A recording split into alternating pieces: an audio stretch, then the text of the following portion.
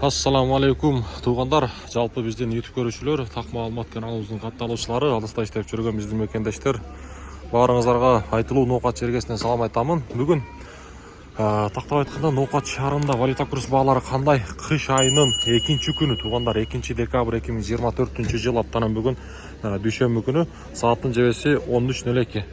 Түшкү курстар. Так, Доскрада банктан таныштырууну баштайын. Сатып алуу рубль 0,80 тыйын болуп калды, доллар 86,80, евро болсо 91 сом.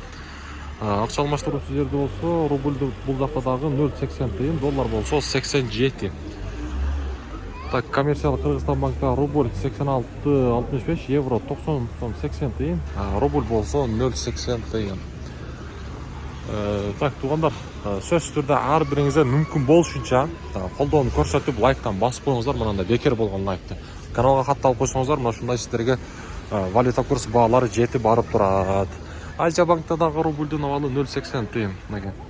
Доллар болсо 86,65, евро 91,00. Бүгүнкү ноокаттагы валюта курс баалары мына ушундай болду.